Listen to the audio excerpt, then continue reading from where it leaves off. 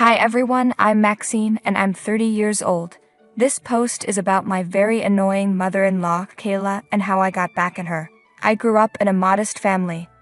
My mom raised me mostly on her own because my dad was always working. He had a low-paying job and worked hard just to make ends meet. From a young age, I was great at school, which helped me earn a full scholarship to college. I left home, rented an apartment near campus, and shared it with 4 other girls. I worked part-time at a cafe to cover rent and basic needs. I was determined to get a good job after graduation. I wasn't very attractive, so I didn't get much attention from boys, and I wasn't looking for love. But then Fred came into my life and changed everything. One day, I was working at the cafe when I was asked to take Fred's order. "Good evening, sir. May I take your order?" I asked. "No, but you can take my number," he replied. "Yeah, no thanks," I said. "At least give me a chance, Ginger girl," he said. "First of all, sir, my name is Maxine, not Ginger. If that was a joke, it didn't work.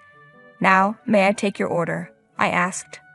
"1 coffee, please," he said, and then added, "Oh, Maxine, can you draw a little heart on it?" I couldn't help but blush at Fred's comment, though I kept a straight face while serving him. The next day he was back, and soon he became a regular at the cafe, always insisting I serve him. My coworkers joked that he was my boyfriend, even though I denied it over and over. One day, after a lot of teasing from my coworkers, Fred came in and I was already annoyed. I wanted to prove to them that Fred wasn't my boyfriend, so I went to his table, looking angry, and asked, "What do you want?" "The usual," he said. "No, I mean, what's the deal with you always asking me to serve you and drawing hearts? What's going on?" I demanded. "I want dinner," he said. "We don't start serving until 8, I replied. "No, Ginger, I mean with you," he said, and the rest is history. The nickname Ginger stuck, and so did Fred. I said yes to that dinner, and things fell into place. We started dating and moved in together. I found out that Fred's dad is a millionaire, and Fred is his only son. He wanted to introduce me to his parents, but I asked him to wait until I had a job.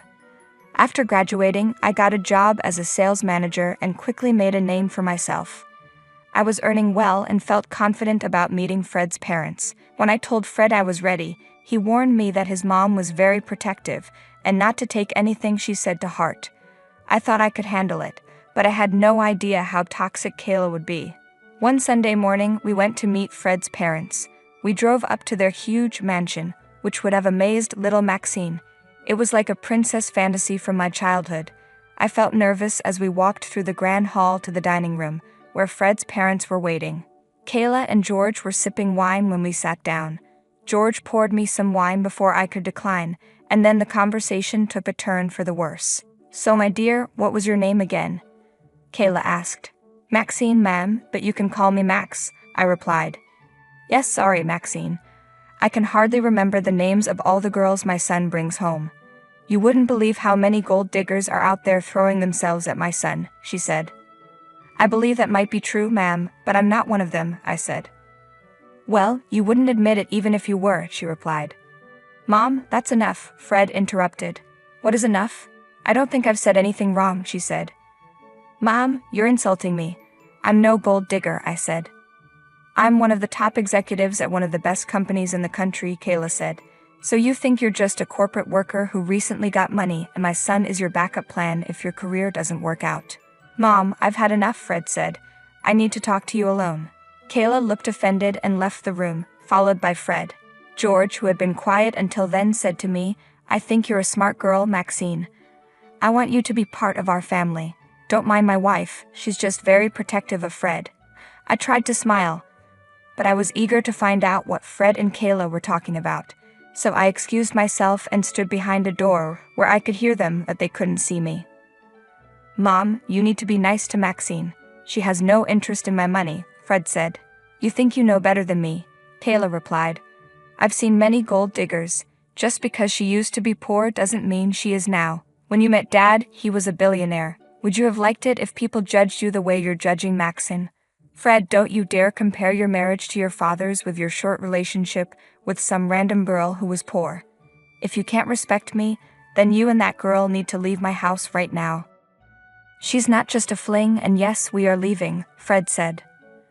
I heard angry footsteps coming my way, so I quickly went back to the table and pretended to drink my wine. Soon, Fred came in and told me to get my coat because we were leaving. He said we could get food on the way home.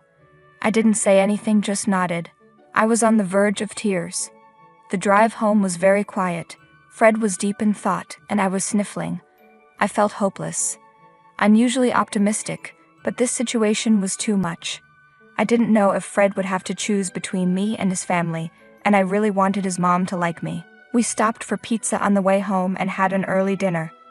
Afterward, I asked Fred if we should stop seeing each other. Fred looked shocked and took my hands, saying, "Maxine, nothing can stop me from seeing you, not even my mom. You can't get rid of me now. This is meant to last." I felt like a little girl who had just received a wonderful gift. Fred was incredibly sweet, and I think he worried I might leave him because of his mom. I had no plans to leave, and I hoped that someday I would win Kayla over. I now realize I was naive back then, but I've learned a lot since then. A few months later, Fred proposed, and I said yes. He suggested we elope, and we did. It was an adventurous and romantic experience. Later, Kayla insisted on a formal wedding because she didn't want to lose face with her friends. I insisted on paying half of the wedding costs, even though Fred wanted to cover everything. The wedding was a beautiful event, but as I walked down the aisle, I wished my father could be there. He had passed away a few years earlier. While walking down the aisle, I suddenly saw Kayla in a long white dress. I felt like running away because I knew she was determined to never accept me and would try to ruin our marriage at every chance. But then I saw Fred's smiling face and went through with the wedding. Throughout the ceremony, Kayla did everything she could to make me feel left out. She wanted family photos without me and made sure Fred and I didn't sit together at the reception. She also talked badly about her so-called friends behind their backs, criticizing their appearance and pretending to be nice in front of them. I was shocked at how two-faced she was. She seemed obsessed with everyone's jewelry, dresses, and looks, and tried to outshine everyone, including me, the bride. I was emotionally drained after the wedding and slept for 12 hours straight. Fred was understanding and supportive, but dealing with Kayla after marriage was exhausting. She constantly criticized my appearance, even pointing out my wrinkles and comparing her youthful skin to mine. I dreaded her visits and tried to stay at work longer to avoid her, but she used that against me too, saying I was neglecting Fred for my own selfish reasons. I tried to explain that I worked hard to save money for our future baby, but it didn't help. Kayla always insisted that we spend holidays with them, and during those times she would tell Fred he had chosen a poor wife who depended on him. She would criticize the gifts I gave her and praise the ones Fred chose, even though I picked them out. The year I got pregnant was especially tough. My hormones were already making me emotional, and Kayla never missed a chance to criticize my body. When Fred confronted her, she would lie, pretend she didn't know, and blame it on my hormones. Spending 5 days with my mother-in-law that year felt impossible. I decided it was time for Kayla to realize how wrong she had been to me. I wanted to address this before the baby was born, because I didn't want him growing up seeing his grandma putting down his mother with shallow comments about her appearance. I didn't want him to develop a shallow mindset like hers. So I took matters into my own hands. I started spending more time at the Pearson mansion, putting up with Kayla's jabs as part of my plan for revenge. I pretended it was because I wanted our child to have a strong bond with his grandparents. During this time, George was very kind to me, bringing me fruits and chocolates, and he would often organize parties for the kids on the days I visited. Kayla used these parties as excuses to avoid sitting with me. Kayla would loudly complain about me to her friends, calling me the worst. But whenever any of them went to the bathroom or left early, she would criticize them too. I used this to my advantage. I made a note of their names and the nasty things she said about them. I even recorded some of her comments with a small recorder. I'd also snooped around the mansion, and one day I found myself in her private room. I discovered something interesting while snooping around. Kayla had records of her visits to a famous plastic surgeon. She had had Botox done several times, which explained her youthful appearance. I don't have anything against people who choose plastic surgery, but I was against how Kayla hid her treatments while criticizing others who aged naturally, including me for my wrinkles. I documented everything carefully, preparing for my doomsday moment. That year, I decided to give Kayla a parrot for Christmas, a smart and intelligent bird that could mimic sounds and learn quickly. On Christmas Day, Fred and I took the parrot to the Pearson mansion for the Christmas dinner. Kayla had insisted on having a baby shower for me on Christmas. When we arrived, all of Kayla's friends were already there, and George was nowhere to be found, so Fred went to look for him. It was just me, Kayla, and her friends. They exchanged knowing looks and laughed at some inside joke. They started bringing out their gifts for me and making snide remarks. Kayla and her friends were discussing how I should be a stay-at-home mom and what I should use on my face to prevent wrinkles. Then it was time for me to give Kayla the special gift I had brought.